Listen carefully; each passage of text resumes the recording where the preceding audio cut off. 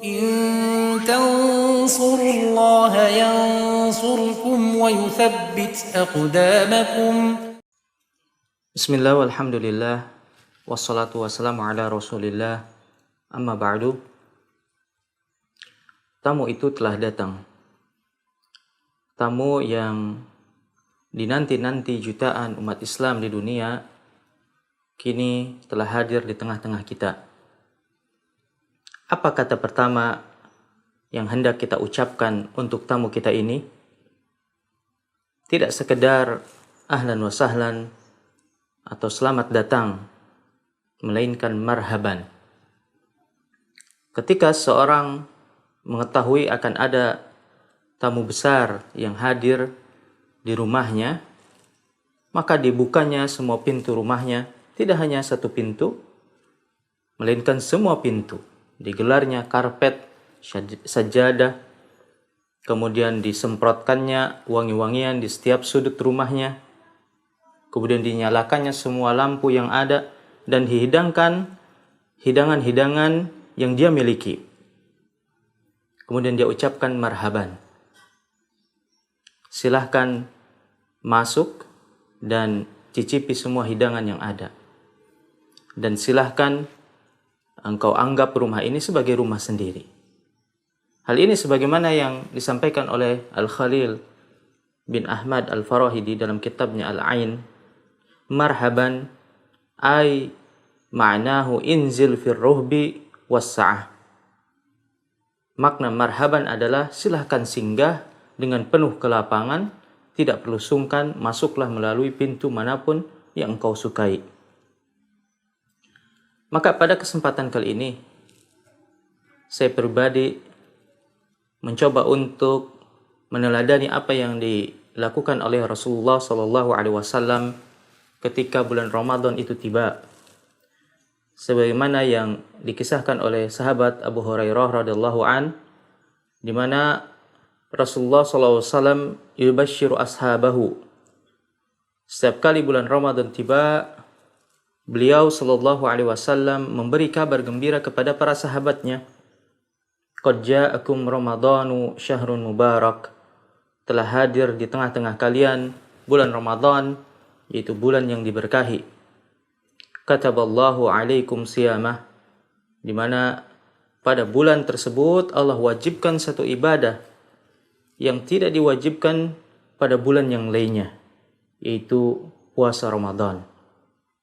Sehingga mumpung kita masih di garis start di bulan ini, maka tidak ada salahnya mari kita mentadaburi, merenungkan ayat puasa yang sering kali dibacakan di bulan Ramadan, dan kita semua insya Allah menghafalnya, yaitu surat Al-Baqarah ayat 183. Dan kita perhatikan dengan seksama bagaimana cara Allah bermuamalah dengan hamba-hambanya, dengan umat mukminin yang Allah seru pada ayat tersebut, dan kita bandingkan dengan ayat-ayat yang lain, di mana Allah Ta'ala berfirman, Ya ayyuhalladzina amanu kutiba alaikumus siyam kama kutiba alal ladzina min qablikum la'allakum tattaqun. Wahai orang-orang yang beriman, telah diwajibkan atas kalian puasa sebagaimana yang telah diwajibkan atas umat terdahulu sebelum kalian, agar kalian bertakwa. Ayat ini didahului oleh nida, yakni panggilan. Ya ayyuhalladzina amanu. Siapa yang memanggil? Allah sendiri. Tidak melalui lisan Rasulullah SAW. Sebagaimana di ayat-ayat yang lain pada umumnya, misalnya qul ya ibadi, katakan wahai Muhammad, wahai hamba-hambaku. Qul ya ahlal kitab, katakan wahai Muhammad, wahai ahlul kitab. Qul ya ayyuhan nas, katakan wahai Muhammad, wahai segenap manusia. Qul ya ayyuhal kafirun, katakanlah Muhammad, wahai orang-orang kafir.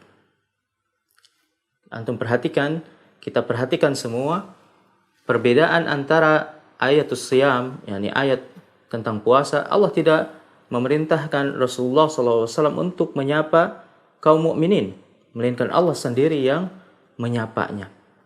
Sebagaimana seorang presiden, di mana seorang presiden kapan dia menyampaikan pesan secara langsung tanpa melalui juru bicaranya.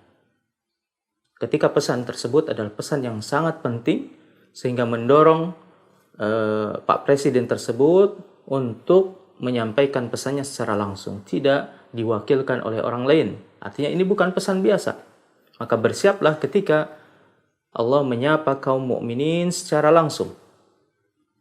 Tidak memerintahkan Rasulnya untuk menyapa kaum muslimin atau mukminin.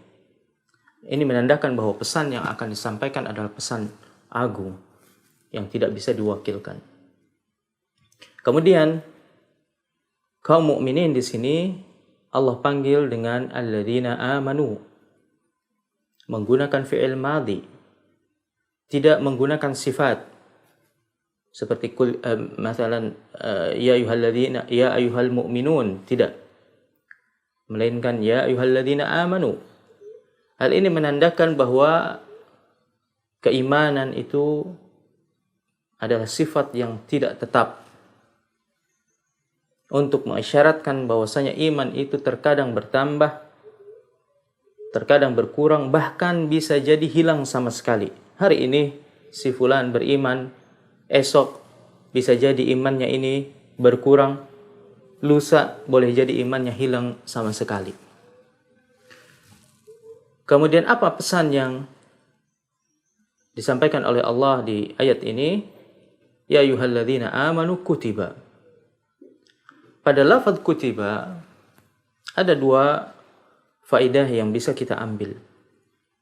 Faedah yang pertama, kutiba menggunakan wazan fu'ila.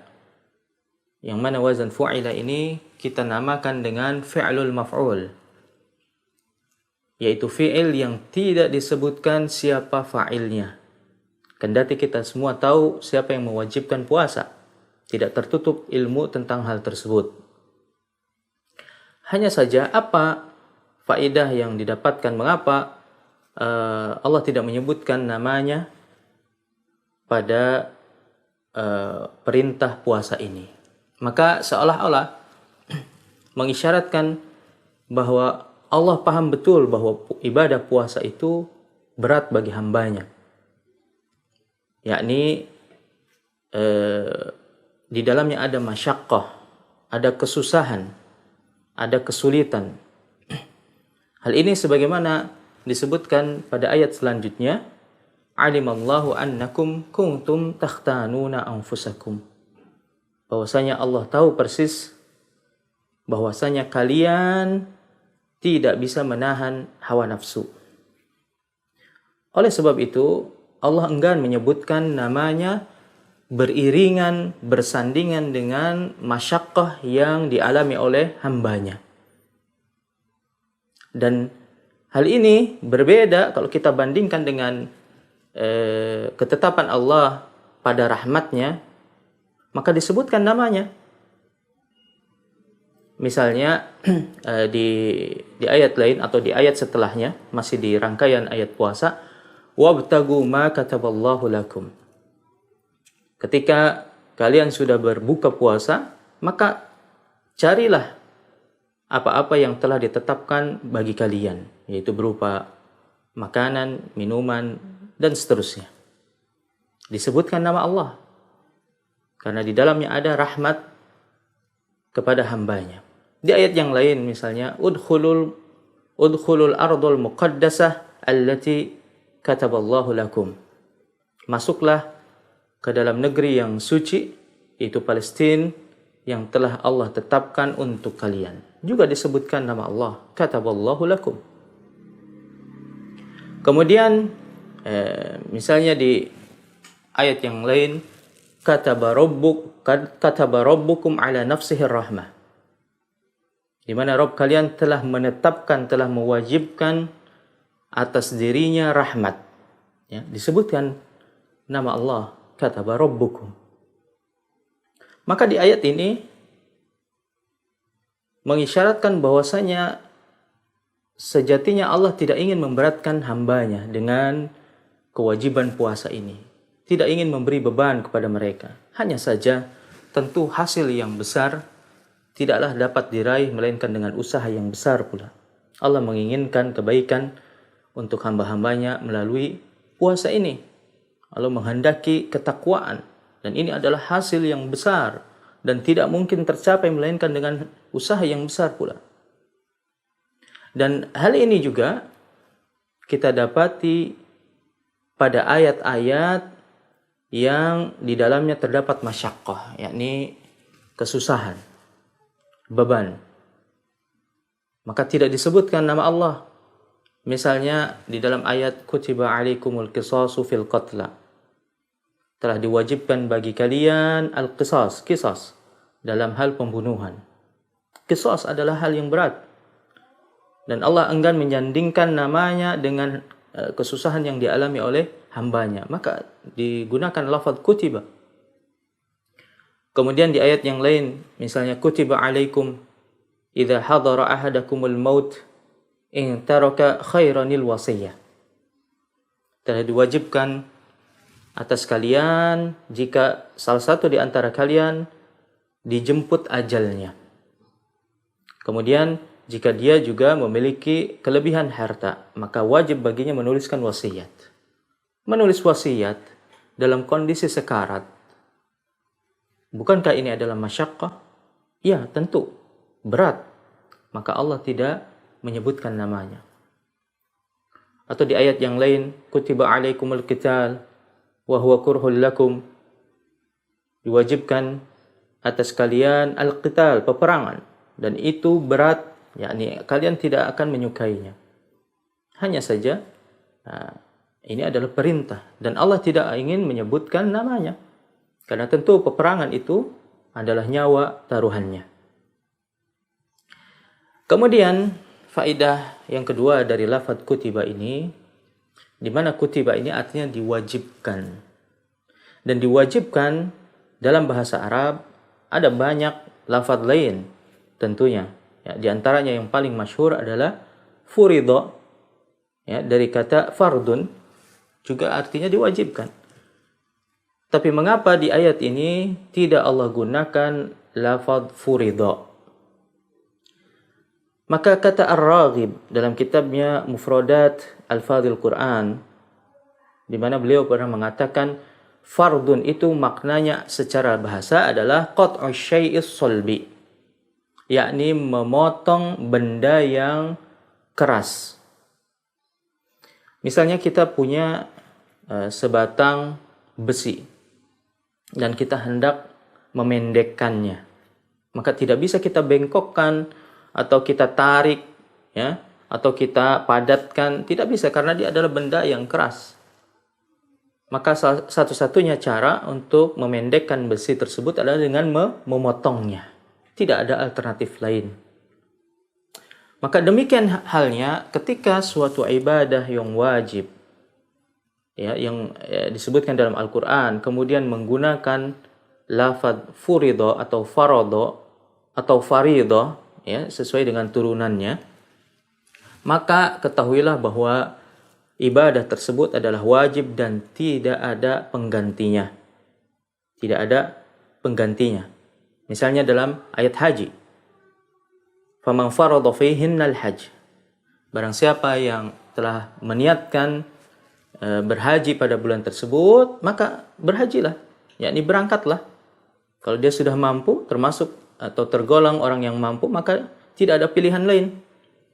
Di mana waktunya sudah ditetapkan, tempatnya sudah ditetapkan, ya, manasiknya juga sudah ditetapkan. Tidak ada alternatif yang lain. Demikian juga dengan mengganti sumpah. Ya, misalnya di dalam ayat kataballahu lakum faradallahu lakum tahillata aymanikum. Qad faradallahu lakum tahillata aymanikum. Di mana Allah telah mewajibkan bagi kalian mengganti sumpah. Tidak ada pilihan yang lain. Demikian juga dengan zakat. Innamas shadaqatu lil fuqara dan seterusnya. Sungguhnya zakat itu bagi orang-orang fakir dan seterusnya, asnaf yang lain. Kemudian di akhir ayat disebutkan fardhatan minallah. Ini adalah sebuah kewajiban dari Allah. Maka untuk zakat tidak ada pilihan lain. Ketika seorang bayi saja, itu wajib dikeluarkan zakat untuknya. Tidak ada pilihan yang lain. Nah, hal ini yang membedakan ia dengan puasa. Ya, puasa itu kutiba alaikum. Ya, maka di sana ada alternatif lain. Sebagaimana di ayat-ayat yang lain juga demikian. Misalnya kutiba alaikumul qisasu fil qatla. Kutiba alaikumul qisasu fil qatla. Al-hurru bil hurri, ya, yakni wajib bagi kalian qisas dalam pembunuhan, di mana yang merdeka diganti dengan yang merdeka. Wal abdu bil abdi, hamba dengan hamba. Wal untha bil untha, demikian juga wanita dengan wanita. Tapi setelah itu, ya, apakah ada alternatif lain? Disebutkan alternatif lain. Faman ufiya lahu min akhihi syai'un. Barang siapa yang dia memperoleh maaf, yakni diberi maaf oleh saudaranya, maka fattiba'un bil ma'ruf, ikutilah dengan cara yang ma'ruf. Wa ada'un ilaihi bi ihsan. Kemudian tunaikanlah diat, membayar diat dengan ihsan. Nah, ini adalah alternatif kedua. Kalau tidak qisas dan dia dimaafkan, maka ada alternatif yang lain, yaitu membayar diat. Dzalika takhfifum min rabbikum wa rahmah. Itu adalah sebagai keringanan, sebagai bentuk keringanan dari Allah dan rahmatnya.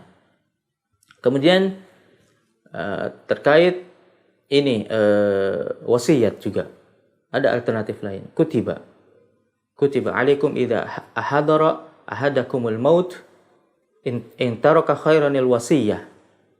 Ya, maka wajib baginya menulis wasiat. Tapi setelah itu, faman khafa min musin janafan au ithman. Tapi barang siapa yang dikhawatirkan pada orang yang berwasiat tersebut berlaku pilih kasih, janafan, au ithman, atau dia berbuat dosa. Fa aslaha bainahum fala ithma alaih. Maka hendaknya salah seorang di antara kalian membuat islah, mendamaikan di antara mereka, maka hal tersebut tidaklah berdosa. Ini adalah alternatif yang kedua dari hukum wasiat. Kemudian di hukum qital, berperang. Kutiba alaikumul qital wa huwa kurhul lakum. Diwajibkan bagi kalian berperang meskipun kalian tidak menyukainya. Tapi setelah itu, wa in janahu lis-salmi fajnah laha. Ya. Apakah perang itu adalah harga mati? Tidak ada tawar-menawar lagi, sudah final, tidak ada alternatif lain. Wa in janahu lis-salmi, jika mereka condong kepada perdamaian, fajnah laha, maka condonglah kepadanya. Nah, demikian halnya dengan puasa. Ketika seseorang sakit atau dalam keadaan safar, ya, dalam perjalanan, boleh dia ganti. Fa'iddatun min ayyamin ukhur, digantinya di hari yang lain di luar Ramadan. Atau kalau dia sakit yang tak kunjung sembuh dan tak tahu kapan akan sembuh, maka boleh diganti dengan apa? Fidyah. Fidyatun ta'amu miskin. Fidyatun ta'amu miskin. Ya, yaitu memberi makan orang-orang miskin. Ini adalah salah satu rahmat Allah, kasih sayang Allah kepada orang-orang yang berpuasa. Ya. Alternatifnya tidak hanya 2, melainkan 3. Kemudian dilanjutkan lagi, setelah itu ada keringanan yang lain yang Allah berikan kepada hamba-hambanya yang berpuasa. Kutiba alaikum kama kutiba alal ladzina min qablikum. Ya, sebagaimana yang telah diwajibkan kepada umat-umat terdahulu sebelum kalian. Pada potongan ayat ini ada 2 kabar gembira yang Allah sampaikan kepada mereka yang berpuasa. Yang pertama, kama kutiba 'alal ladzina min qablikum, mengisyaratkan bahwasanya ibadah puasa yang ada pada zaman dahulu itu telah dihapuskan dengan puasa yang ada sekarang. Karena keduanya sama-sama wajib. Yang satu kutiba, yang satunya juga kutiba. Sehingga dihapuskan kewajiban puasa yang terdahulu dan diganti dengan puasa Ramadan. Meskipun kaifiyatnya berbeda. Ini adalah kabar gembira yang pertama. Kabar gembira yang kedua adalah mengisyaratkan bahwasanya seakan-akan Allah menyampaikan puasa itu bukan kalian sendirian saja. Yakni kewajiban ini tidaklah dibebankan kepada kalian semata, melainkan sudah ada pendahulunya sejak zaman sebelum Islam. Maka tentu mengerjakan suatu kewajiban secara bersama-sama itu jauh lebih ringan daripada seorang diri. Dan mengerjakan kewajiban dengan adanya pendahulu sebelumnya, ada contohnya, itu jauh lebih ringan daripada kita sebagai pelopornya. Maka berat. Nah, ini adalah di antara keringanan yang Allah berikan kepada kita. Kemudian ayat ini ditutup dengan la'allakum tattaqun. La'alla di dalam ilmu nahwu disebut dengan harfut tarajji, yaitu huruf yang menunjukkan harapan. Atau bisa juga masuk ke dalam harfu syak, yaitu huruf yang menunjukkan makna keraguan. Hanya saja Ibnu Ashur dalam kitabnya At-Tahrir, beliau memiliki pendapat lain. Ketika la'alla itu terletak setelah perintah atau larangan, maka maknanya bukan lagi tarajji atau syakki, melainkan dia adalah ikhbarun biqtirabi wuqu'i syai', yakni sebagai kabar gembira akan dekatnya balasan yang diperoleh. In tamma ma'ulliqa alaih, dengan syarat dia sudah menunaikan kewajibannya ini dengan sempurna. Jadi bukan lagi bermakna harapan atau keraguan. Kedua makna ini bisa terjadi kalau la'alla ini ada di awal kalimat. Sedangkan di sini la'allanya berada di tengah kalimat dan dia terletak setelah perintah ataupun larangan. Maka yang lebih tepat kita terjemahkan atau kita pahami la'allakum tattaqun, yakni agar kalian bertakwa. Dan hal ini juga sebagaimana yang disampaikan oleh Qutrub, yakni murid dari Sibawayh. Karena mustahil bagi Allah, pemegang kunci ilmu-ilmu gaib, berharap, karena harapan itu terjadi di masa mendatang, seakan-akan Allah tidak tahu hasilnya, apalagi ragu-ragu. Maka tentu ini jauh dari atau bertentangan dengan sifat-sifat Allah. Kemudian tattaqun,